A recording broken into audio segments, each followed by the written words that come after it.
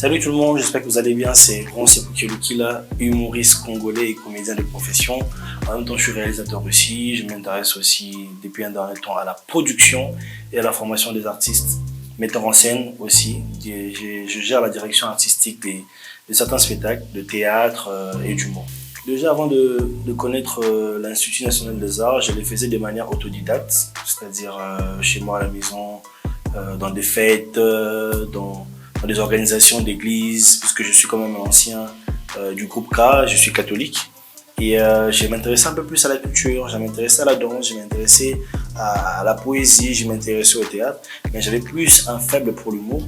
Et lors d'une première participation dans une fête de famille où j'ai fait une très belle prestation qui s'est très bien déroulée, je me suis dit, ben tiens, pourquoi on ne peut pas en faire un spectacle? Ça commençait à prendre de l'ampleur dans le quartier, dans les églises, dans les journées culturelles. Et je me suis dit, tiens, ça peut être quelque chose de bénéfique pour moi. Et plus vite, je rencontre le Vendredi du Rire, une plateforme créée à Kinshasa pour les stand-up comédies avec M. Eric Yaoné. Ça se passe bien, on met le groupe, j'ai fait des premières parties pour les autres. Les gens applaudissent ce que j'ai fait. Et voilà, le festival Toseka me repère avec M. Ados Ndomba Sibanikina, qui est devenu plus rapidement mon producteur et metteur en scène. On enchaîne des éditions Toseka et voilà, les noms s'est installé dans la ville de Kinshasa. Par après, j'ai fait les Parlements du Rire, les Marrakech du Rire ensuite, et aujourd'hui je suis une identité pour le pays. Très bien, ça s'appelle Rancia et Fou en 2012.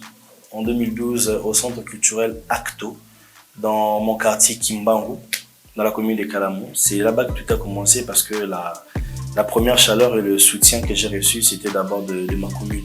Et j'en suis trop fier, je suis très reconnaissant envers eux. Le tout premier spectacle, j'étais en 4e des humanités, l'Institut l'Institut littéraire et technique d'Ngiringiri, EP2, Ngiringiri. Donc c'était, je crois, en 2000, mais justement c'était en 2012. C'est en cette année que je préparais mon premier spectacle quand c'est fou, donc voilà. Moi, mes inspirations viennent du quotidien, c'est tous les jours, ce que j'observe, ce que je vois de la société. L'artiste est une personne qui caricature la société, c'est une personne qui dit ce qu'il observe. Et mes inspirations, je ne les cherche pas dans les bouquins, c'est tous les jours ce que je vois par rapport à la politique. Là, par exemple, on vient d'être encore à moitié confiné. Donc voilà, pour moi, c'est une inspiration qui peut être exploitée plus tard pour en faire un sketch. Donc voilà, il y a tellement de choses qui sont drôles autour de nous, qu'on récupère et puis qu'on essaie de mettre sur scène. Il y en a plein. Déjà, à commencer à Kinshasa, la personne qui m'a donné envie de faire de la télévision, à l'époque, c'était M. Dauphin Boulamatadi, que j'appréciais beaucoup, qui est aujourd'hui présentateur d'une émission à succès, Biwan Show. À l'époque, il faisait 100% blague, où il imitait des voix, il faisait des dessins animés en lingala, Simba en lingala, Kirikou en lingala. Moi, j'appréciais beaucoup ce qu'il faisait. Et puis voilà, je me suis lancé avec lui. C'était quand même une très belle aventure. Puis après, j'ai découvert justement le Jamel Comedy Club, Jamel Debbouze, Patson, Gad Elmaleh et toute la bande de humoristes français qui m'ont quand même influencé à faire ce que je fais. Et aussi, bien évidemment, nos grands d'ici, c'est-à-dire Fiston Saï Saï, Ladi Sobé, Charlie Vie de Loin, pour qui j'ai beaucoup d'affection aussi. C'est deux arts qui s'apparentent, deux arts, je crois que l'un est dérivé de l'autre, mais il n'y a pas de camp, on est tous artistes. Quand on est artiste, il n'y a pas de camp. C'est juste qu'on n'a pas le même genre d'art qu'on fait. Ils sont dans le théâtre populaire et moi je suis un humoriste de scène. J'ai fait du stand-up comédie, donc c'est juste ça. Et aujourd'hui, on voit de plus en plus Fiston Saï Saï, par exemple, faire des spectacles d'humour.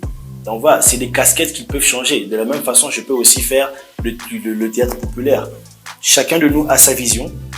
Et moi, ma vision va sur le stand-up comédie, l'art de la scène. Mais il n'y a pas de deux camps, c'est juste que c'est deux genres différents. Voilà. C'est mon premier voyage artistique qui a influencé cela. Mais déjà, pour la petite histoire, j'ai rencontré Goro quand il est venu une fois invité par une chaîne de la place. Je n'ai pas eu le temps de lui parler, mais je l'avais quand même vu. C'est une personne que j'adore. C'est une icône du métier qu'on fait. Et quand je suis parti au festival Tousseo à Brazzaville, donc voilà, j'ai rencontré des amis humoristes. Rukiata Ouedraogo du Burkina Faso, Oumar Mané de la Guinée Conakry, avec qui on a sympathisé, qui ont aimé ce que je faisais. Et je leur ai dit la vision que j'avais pour le Parlement du Rire. Mais c'est pas africain. Non mais sérieux, imaginez cette scène avec Gou et Rose. Ce film, ça a gâté. Sérieux. Vous imaginez Gou qui laisse la place à Rose de partir en premier? Depuis longtemps avant que moi, ils m'ont passé les contacts et j'avais relancé Maman, puisque quand j'avais 15 ans, j'avais eu à faire la première partie de Maman à l'Institut français de Kinshasa. C'était quand même un moment énorme qui garde. Et l'écrire, c'était encore relever ou réveiller certains souvenirs que nous avons eus ensemble.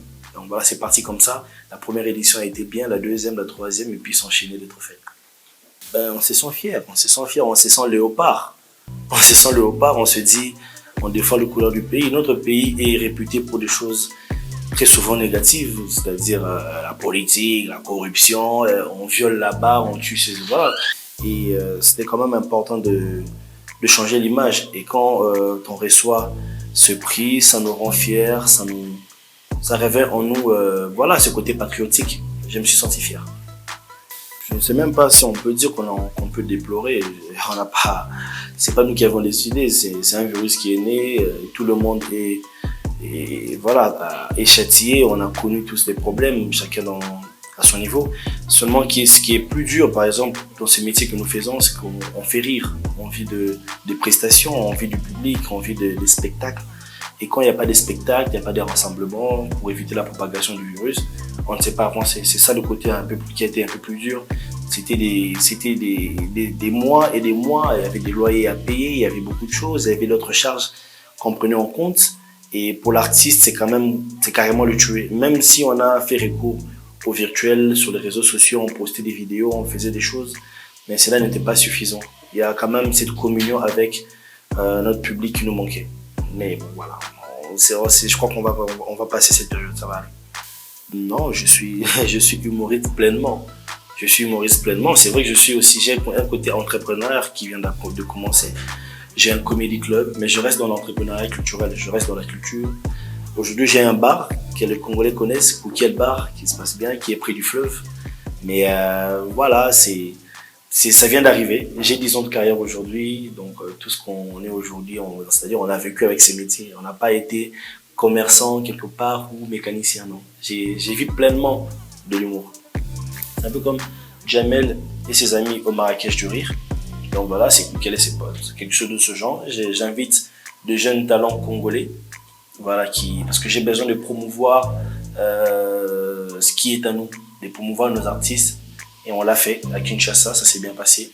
Et la particularité cette année, c'est que après le confinement, nous avons décidé que Koukiel et ses potes aillent dans la ville de Goma pour que justement Goma Rire Festival accueille Koukiel et ses potes. Donc c'est Rancia et ses amis de Goma. C'est une manière de nous promouvoir, une manière de présenter des jeunes talents, les former, puisqu'on a été en formation avec des jeunes qui ont reçu un brevet d'ailleurs de cette formation. Donc l'idée, c'est d'étendre un peu le champ du rire et réveiller cet art qui est par moments endormi dans certains coins. Donc voilà, moi je pense que nous sommes dans un secteur qui est très important, un secteur qui vend les pays. Ne négligeons pas ce qu'on fait, que ce soit les musiciens ou les humoristes qui ont débuté, qui débutent, qui font bien leur travail. Tenez bon et donnons les meilleurs de nous-mêmes. Aujourd'hui, les États-Unis est connu parce que les films nous a fait découvrir Rambo. Aujourd'hui, on dit que les Chinois est très fort parce qu'un film nous a fait découvrir Jackie Chan. Donc la culture est très importante. La culture vend un pays. Et dans nos secteurs, il y a possibilité de faire quelque chose pour ce pays.